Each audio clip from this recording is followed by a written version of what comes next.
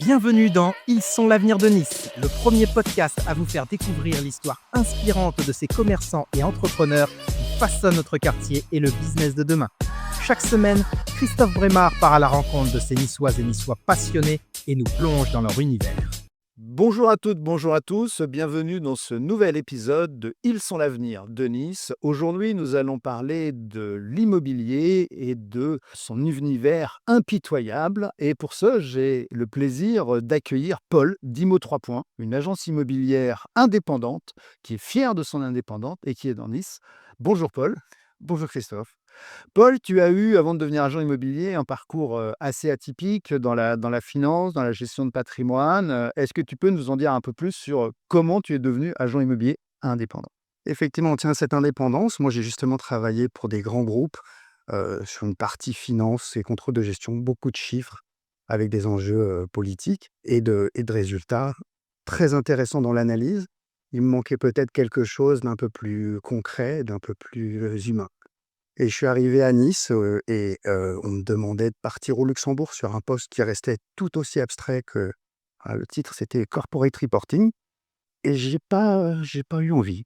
Bon, d'abord, j'avais découvert Nice, il y a plus d'une dizaine d'années, son cadre, sa manière de vivre, cette très belle région. Et ensuite, j'avais, je crois, vraiment envie de changer de travail. Et j'ai eu la chance de connaître par le tennis un ami qui, lui, faisait ce métier-là, qui m'a fait découvrir son métier. Et je suis allé travailler, du coup, dans une agence pour quelqu'un qui nous a beaucoup appris. Ça m'a plu. Et quelques années après, quand ce monsieur est parti à la retraite. On s'est posé la question, on a aimé travailler avec lui. Il y a quand même on était agent commercial, mais donc il y a quand même une relation un petit peu de subordination. Mais travailler pour quelqu'un, je l'avais déjà fait. Mais de travailler sur, le développement de notre agence avec Andrea, bah, ça c'était quelque chose qui nous plaisait beaucoup, une nouvelle aventure et on l'a fait et ça c'est assez sympa. On s'est lancé dans la construction de cette, agence avec, Cyril, le fils de Jean-Paul, le monsieur, avec qui j'ai commencé l'immobilier. Donc de la continuité, de la transmission, de l'amitié, Exactement. et tout ça pour créer effectivement une agence hyper professionnelle avec une approche, très particulière, et spécifique. Devenir agent immobilier, quand on vient effectivement d'un milieu de la finance qui est très rigide, ça a été pour toi une vraie révélation, quoi? Pour moi, ça a été une vraie révélation. C'est un coaching de vie. Je pense que j'ai toujours été attentif, aux autres. Quand on est en finance, en tout cas dans la façon que moi je le faisais, on est un peu un service en étoile. On a plusieurs interlocuteurs, et on a plusieurs, points de vue différents à défendre et on doit les concilier. Et on doit les concilier dans des chiffres et dans une présentation et un budget. Et je trouve qu'il y a aussi cette dimension-là dans l'immobilier. On est intermédiaire, on réconcilie des parties, on utilise, l'analyse chiffrée, mais on a aussi, et c'est très intéressant, une dimension beaucoup plus, personnelle parce qu'on touche à l'humain. L'immobilier, c'est pas uniquement des chiffres et la carrière d'un directeur commercial par rapport à celle d'un DG. C'est, véritablement, où est-ce que les personnes vont vivre, comment, avec qui, leur projet de famille. C'est parfois des belles ré pour de belles raisons, mais il y a des changements et ça, j'aime bien moi me toucher, être un des éléments qui intervient dans la vie des gens. Et qui contribuent effectivement à leur bonheur, parce que l'acquisition immobilière, c'est forcément un moment de bonheur. C'est le but recherché généralement. Et tu m'as parlé d'une anecdote, concernant ta première vente, Ouais, qui effectivement t'a énormément marqué c'est vrai. et qui va effectivement dans cette logique, d'humanisme, et de profondeur d'âme. Tu peux nous parler de cette anecdote et qui finalement, je pense, t'a appuyé un peu plus ta démarche? C'est vrai que je venais pratiquement de commencer et j'ai fait la connaissance d'une dame, enfin plutôt de son fils, mais cette dame était un peu en difficulté, financière et elle avait besoin de vendre. Il se trouve que, bah, elle avait commencé à se renseigner et on lui avait donné un premier chiffrage de l'argent qu'elle pouvait espérer de cette vente. Peu importe le prix, mais voilà, on lui avait dit qu'elle récupérait 180 000 €. C'était pas un très gros produit, mais moi j'étais un peu surpris et je pense que les personnes qui lui avaient dit cela n'avaient pas forcément bien vu le potentiel qu'on pouvait faire. Il y avait une redisposition possible de l'appartement, une valorisation, et c'est ce qu'on a vu et on l'a mis en vente et on l'a vendu, beaucoup plus cher puisqu'on l'a vendu 237 000 €, je crois. Elle a récupéré 225 000 €. donc elle a quand même récupéré bien plus. Et cette dame qui était un peu coincée a pu repartir sur un nouveau projet et la façon qu'elle avait dans ses yeux de nous dire merci et d'être, voilà, reconnaissante était, enfin, même là, je suis encore content d'en parler. Non, mais c'est vrai, moi j'ai On sent cette émotion. non, mais j'ai déjà eu des gens qui étaient contents du travail que j'avais pu faire sur un budget, mais ça n'a rien à voir. La personne qui est content, il a fait son budget, son projet va passer en comité de direction, il est content, il avance, peut-être qu'il va être un jour reconnaissant et qu'il va m'amener dans son équipe, me faire évoluer, c'est bien. Mais là, vous avez quelqu'un qui vous dit, vous avez changé enfin, vous avez contribué à lancer un nouveau projet de vie, c'est quand même sympa. On est bien d'accord. C'est peut-être peut-être que voilà, c'était une pré-crise de la quarantaine, mais une notion de sens à ce que l'on fait, voilà, moi ça m'a parlé. Ouais, donc l'ADN d'Imo 3 points, aujourd'hui, effectivement, il y a beaucoup de sens, il y a énormément d'humains, il y a de la confiance, il y a une recherche de la durabilité. Ça fait partie des valeurs qui vous animent. À Nice, comme en France, hein, il y a aujourd'hui des agences immobilières quasiment à tous les coins de rue. Comment est-ce que vous distinguez des autres? Alors, il y a des agences à tous les coins de rue. Il y en a qui ont eu quelques difficultés sur les dernières années. Les dernières années, il y a eu pas mal d'agences souffrir, des gens qui étaient dans l'immobilier, mais peut-être pas suffisamment bien implantés.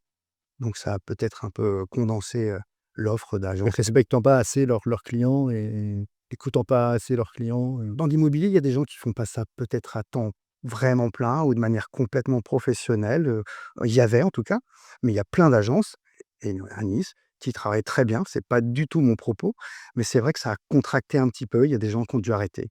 Nous, on a pu tenir parce que je pense qu'on a, par notre, approche, un réseau, des gens et donc tu parlais de la confiance, et d'attacher une importance à une relation commerciale longue. On n'est pas là sur du one shot. On sait travailler, pour une seule vente, mais on aime bien être véritablement des gens qui accompagnent. On fait de la gestion locative notamment, donc ça, c'est des produits qui nous sont confiés et qu'on garde longtemps, dont on s'occupe pour valoriser le patrimoine. Heu et cette notion, cette identité qu'on a d'être, indépendant était très importante pour nous. Moi, je n'ai rien contre les réseaux, mais voilà, différentes manières de travailler et de cette manière de travailler qui est la nôtre, on a une clientèle, on a des clients qui nous suivent depuis longtemps. Donc ça permet finalement d'instaurer dans un métier qui n'en a pas, une certaine récurrence, avec cette logique effectivement de vente de plusieurs biens, de gestion locative, d'accompagnement du client à la fois sur sa première transaction, mais sur celle à venir et peut-être demain même sur plusieurs générations. Donc c'est effectivement cet aspect, de continuité, de durabilité, qui aujourd'hui est extrêmement important et la confiance, on le sait, hein, ça se construit dans le temps. En parlant de confiance, vous êtes 3 associés, tu l'as évoqué tout à l'heure. L'association, c'est jamais évident quand on monte un business. Aujourd'hui, est-ce que cette association, quand je t'écoute, on a l'impression que c'est véritablement une force? Et qu'est-ce qui fait qu'aujourd'hui c'est une force et que ça vous permet de grandir encore plus? On est forcément 3 et l'altérité impose une différence. Mais ce qui est génial, c'est qu'on a une complémentarité. On n'a pas exactement les mêmes profils, on n'a pas tout à fait le même âge, mais on a trouvé, je crois, cette manière de se compléter. Moi, je suis, au départ quelqu'un de très carré, enfin, je suis toujours carré d'ailleurs, mais voilà, cette approche très rationnelle, analytique est très importante pour moi et quand on est avec des personnes qui ont une dimension plus fonceuse, plus commerciale et ben, quand on se lance dans des projets et ben, ça nous enrichit. On a 2 approches, on peut se contrebalancer, ça donne un meilleur résultat qu'une seule attitude. Moi, je prends du recul sur des sujets. Eux m'imposent, une nouvelle réflexion, des nouvelles pistes et on sait s'écouter. Dans l'immobilier, si on ne sait pas écouter l'autre et qu'on ne fait pas preuve d'un peu de psychologie, c'est dommage. Après, on peut aussi s'embrouiller, c'est possible que des gens, agents immobiliers aient des différends et c'est normal. Mais on a cette vision commune et surtout et ça, c'est un peu le hasard, chaque fois qu'on parle d'un sujet, on est presque d'accord. On a souvent des visions assez communes sur où on va. Sur les aspects métiers, on a le même respect de la déontologie, la même attention à servir nos clients et à être en conseil.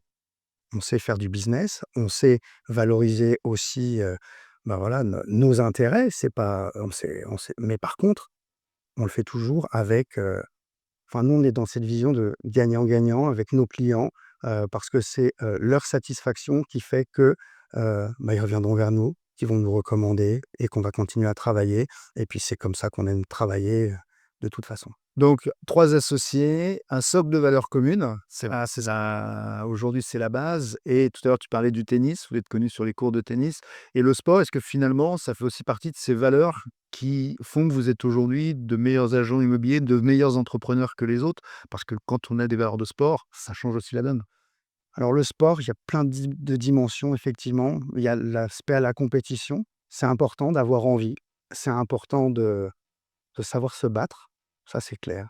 Mais ce qui est bien avec le sport et notamment le tennis, qui est un sport assez mental, c'est que, on est obligé de se remettre en question. On est confronté à la défaite, on est confronté à ses limites, plusieurs fois dans un match, plusieurs fois dans l'année. On a forcément des défaites et des stats hyper intéressantes sur le tennis, sur un athlète, par exemple, comme, exceptionnel comme Roger Federer. Sur l'ensemble de sa carrière sur le circuit, il gagne 54 de ses points seulement et pourtant il a gagné énormément de choses. Donc ça veut dire quand même que presque un peu plus d'un point sur 2, il les gagne. Ça veut dire qu'il perd presque un point sur 2 et voilà et donc ça, je pense que cette notion-là, elle est extrêmement importante dans l'approche, savoir se remettre en question, pas en avoir peur et même au contraire, en profiter pour apprendre. Donc de la compétitivité, un esprit quand même de combat et de compétitivité, mais sinon on n'est pas entrepreneur, hein, si on n'aime pas effectivement ce goût du challenge. Aujourd'hui, le marché niçois, de l'immobilier, on entend un peu partout que c'est un marché, unique et un peu spécifique parce qu'il continue de croître là où les autres, marchés, se cassent un peu la figure. Quels sont pour toi les grands défis qui attendent les agents immobiliers? Alors il y en a plusieurs. Moi, je pense qu'il y a une professionnalisation, une réglementation qui évolue. Ça a de très bons aspects. Parce que c'est important d'avoir, quand on est particulier et qu'on fait appel à un professionnel, d'avoir quelqu'un de formé, d'avoir quelqu'un qui connaît les lois, qui connaît la réglementation et qui défend les droits du consommateur. C'est important, il y a pu y avoir peut-être des excès. Attention à de la réglementation qui contraint toujours parfois beaucoup. Il y a des documents qui sont peut-être un peu lourds parfois à remettre, à faire. Mais le fait de cadrer les choses est très très important et donc il faut savoir trouver l'équilibre entre faire cette réglementation, répondre pardon, aux directives, aux normes, la RGPD, un certain nombre de choses, être conforme, tout en étant encore, commercial, efficace et pas perdre trop de temps dans cet administratif. Ouais, le poids de la réglementation aujourd'hui, c'est valable pour tous les entrepreneurs, hein, y compris dans les professions réglementées comme la vôtre. Ça devient effectivement très problématique et on est loin du choc de la simplification, qui nous annonce depuis des années. Donc effectivement, cette complexification aujourd'hui, c'est un des grands défis.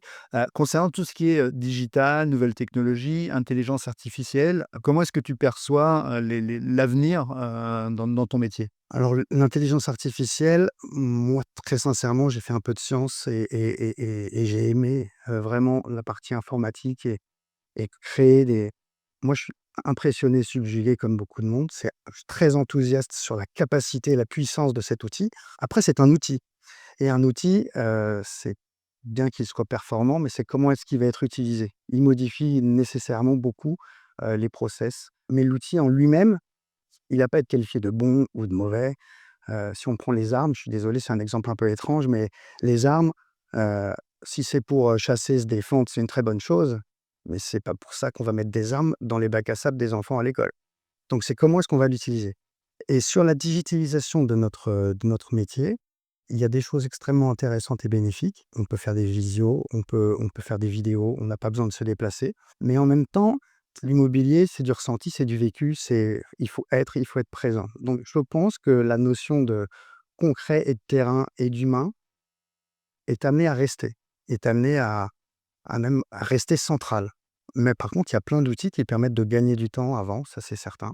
Moi, je me méfie d'une des tendances de l'humain qui est de chercher des certitudes, d'avoir des réponses. Et c'est, même si j'adore l'intelligence artificielle, l'idée qu'on pose une question, on a une réponse et qu'on la prend pour argent comptant est un petit peu problématique. Parce que quand on ne connaît pas le sujet, ben, on a une réponse, mais quelle est notre capacité d'avoir un regard critique Ouais, dessus? c'est le sujet et c'est tout son environnement général autour, hein, parce que c'est ça l'intelligence artificielle, c'est qu'effectivement, elle reste conscrit au prompt qu'on lui pose et elle ne voit pas l'ensemble de l'environnement qui est autour et l'environnement, d'un appartement, d'un état d'esprit d'un client, effectivement peut profondément changer et donc l'humain, et la connaissance du produit que vous avez, hein, et du bien immobilier que vous mettez en vente, c'est effectivement extrêmement important. Voilà, donc ça, c'est effectivement un premier sujet. Mais aujourd'hui, on voit plein d'agences immobilières qui utilisent, par exemple, l'IA pour faire leurs annonces, pour faire, comme tu dis, des vidéos et tout ça avec des montages qui sont effectivement extrêmement simplifiés et ce qui fait qu'il y a aussi des annonces qui deviennent de plus en plus, standardisées, pour pas dire un petit peu neutres, voire même avec des images qui sont retravaillées par l'intelligence artificielle et qui ne représentent plus le bien. Comment est-ce que toi, tu perçois ça? C'est très juste ce que tu dis, mais cette normalisation, il faut faire attention parce qu'effectivement, ça donne l'impression qu'on peut faire une annonce ou faire de l'immobilier facilement. Mais tu l'as très bien décrit, ça répond à un prompt et donc le résultat qu'on a dépend de comment on est posé question et comment on a abordé le problème et s'il est abordé par quelqu'un qui maîtrise le champ, là, c'est l'immobilier, on a une réponse qui utilise l'intelligence artificielle et qui est optimisée, mais on peut tomber aussi sur quelque chose d'un petit peu on peut tomber dans une forme d'amateurisme, parce qu'avec, 3 photos et une description, de quelques éléments d'un bien, ça fait une annonce. Mais est-ce que cette annonce, elle est pertinente? Est-ce qu'on a souligné, les points d'attention, les points importants? Nous, on s'est amusé à remplir dans nos logiciels les caractéristiques d'un bien. Donc on remplit toutes les données, le chauffage, les prestations, les tailles, les surfaces, tout et de demander à l'intelligence artificielle de faire un texte. Alors le texte, il est bien écrit, c'est sûr, c'est cohérent, mais nous, notre métier, c'est de porter l'attention de la personne qui va lire notre annonce sur des points bien spécifiques de l'appartement. Et donc, si dans notre logiciel, on n'a pas dit c'est ça et ça et ça qu'il faut mettre en avant, bah, on a une description un peu globale qui nous parle d'une terrasse qui finalement existe, et c'est bien, mais qui est peut-être pas du tout l'un des éléments les plus valorisants de l'appartement. Donc, cette analyse au départ de qu'est-ce qu'il faut que l'intelligence artificielle utilise comme données pour créer l'annonce, est-ce que c'est pas aussi rapide pour nous de voir qui doit être mis en avant et de l'écrire nous-mêmes? Ça, c'est aujourd'hui effectivement le gros. Aujourd'hui, nous, on écrit nous-mêmes nos... Voilà, donc ça change effectivement la donne. On est toujours dans cette logique humaine, cette logique de personnalisation, de confiance effectivement vis-à-vis de vos clients. Donc si aujourd'hui, vous êtes sur Nice, après j'ai encore une petite question à te poser, mais si aujourd'hui vous êtes sur Nice, que vous avez besoin d'acquérir un bien immobilier, n'hésitez pas à passer par Paul, d'Imo 3 points, qui effectivement va vous, conseiller, et vous apporter un accompagnement personnalisé, au quotidien, pour faire que votre acquisition se passe le mieux et si vous avez également un bien à vendre, n'hésitez pas à passer par eux. Ce sont des professionnels depuis plus de 5 ans, sur le secteur niçois, et avec des vraies valeurs humaines. Donc déjà, rien que pour ça, merci. Merci pour cet apport. Merci pour tous tes conseils. Est-ce qu'aujourd'hui, tu aurais un dernier conseil à donner à nos auditeurs qui nous écoutent? Alors, dans le cadre d'un projet immobilier, pour moi, c'est pas je suis pas en train d'inventer, la roue, mais l'estimation de départ de votre bien, c'est capital. Être trop bas, ben, ça nous intéresse pas non plus de vendre trop bas. Nous, on est rémunérés aussi sur un pourcentage de la valeur de vente, donc on a tout intérêt à ce que le prix soit le plus intéressant possible pour vous. Mais si on part trop haut, ben, on n'y arrivera pas bien. Vous allez perdre du temps. On parlait tout à l'heure d'un l'exemple d'une dame qui, partant si haut, tellement haut ça fait 1 an qu'elle ne récupère pas une somme très importante parce que c'est un très bel appartement. Bah, si pendant 1 an, elle avait eu cette somme sur son compte, elle aurait pu en faire beaucoup de choses et quand on est sur des valeurs, des montants qui sont de l'ordre du million d'euros, le coût d'opportunité du capital de ne pas disposer de 1 million d'euros, c'est énorme. C'est plus de 50 000 € parce qu'aujourd'hui, placé à 5 on y arrive. Ou c'est simplement ne pas pouvoir mener la vie qu'on avait envie de mener et ça, c'est important le temps quand même. On parlait d'humain, on parlait de mais bon, on est là, on est bien. Ça dure assez peu de temps la vie finalement. 1 an de notre vie, c'est beaucoup. Donc pas vivre comme on le voudrait pendant 1 an, c'est peut-être dommage. Oui, surtout si on peut l'éviter. Bah, voilà. Merci beaucoup. Une dernière petite question, est-ce que pour toi, c'est important d'être à Nice plutôt qu'ailleurs? Pour moi, c'est important d'être à Nice parce que c'est un endroit où, un virage s'est produit pour moi, en termes de rencontres, en termes de métier et en termes d'organisation de ma vie personnelle également. C'est une région qui a, énormément d'atouts par la nature, mais il y a aussi, un dynamisme, il y a peu de villes que je trouve, voilà, ressortent comme, et sont mises en valeur comme c'est le cas aujourd'hui par, un certain nombre d'actions qui sont faites. Beaucoup d'attractivité, il y a beaucoup d'apports aussi depuis des siècles avec, des étrangers, mais il y a toujours une identité très forte et c'est un beau mélange. Ouais, on vit dans une ville absolument formidable. Merci pour tous ces conseils, merci pour ce partage, Paul. Donc, bah, écoutez, si vous avez besoin de conseils en immobilier, n'hésitez pas à pousser la porte d'Imo 3 points avec Paul et de rencontrer Paul. Je vous donne rendez-vous la semaine prochaine pour un épisode encore plus inspirant et je vous invite bien entendu à vous abonner sur toutes les plateformes pour écouter ce podcast et bien entendu consommer local, consommer en bas de chez vous et consommer chez vos commerçants de proximité. Ils sont là pour vous. Merci, à la semaine prochaine. Merci Paul. Merci Christophe.